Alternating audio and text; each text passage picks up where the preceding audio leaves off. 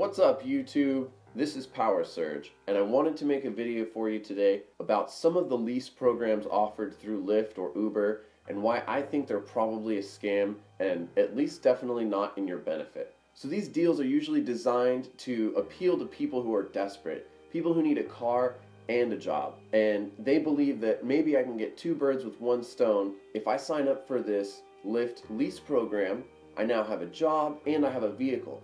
And it sounds wonderful, especially if you need both of those things.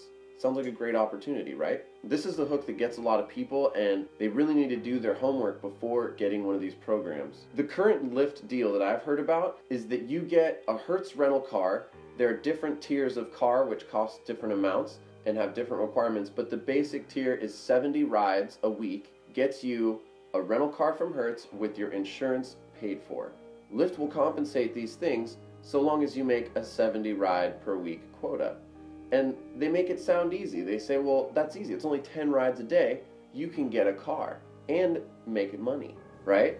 But I've been an Uber driver for a long time, and I tell you, even in the summer where it's super busy, I have only gotten like 75 rides in a month sometimes. It's very difficult to get even 50 rides a week. 70 rides a week is near impossible unless you happen to live in a place with a lot of short rides and you do them frequently, because you get a ride that may take an hour. What if you get 20 minutes between rides? Also, Lyft is not as popular as Uber, so they expect you to get 70 rides a week on an app that has to compete with something that has a higher frequency of pings than Lyft does. So you can kind of see where this becomes a trap. So what ends up happening is you commit a huge amount of your time to driving for Lyft, you do all these rides, and at the end of the week you discover you haven't made your quota even though you tried really hard, and Lyft decides to take a huge chunk of your earnings out and it goes to the Hertz rental car.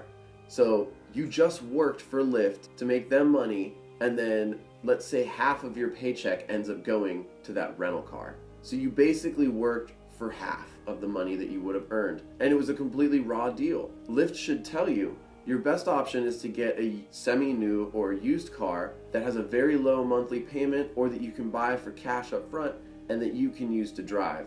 You can get a 3-year-old car that will work perfect for Lyft or Uber, and the car payment's going to be $150 a month for you to own that vehicle. Another thing is these are usually lease or rental deals. I've seen Uber deals where they were offering $400 a month to lease a new Prius, and that payment came out of your earnings. But what's happened over the years is Uber has reduced its earnings. Like, new drivers make 80% where they used to make 85%, and bonuses have gone down, rates have gone down. So imagine you commit to one of those Uber lease programs, and now your lease payment is coming out of your earnings, but your earnings are much smaller because the rates have gone down. Or maybe it's seasonal, it's not that month where it's summer or Christmas anymore, so traffic has died down and you're less busy.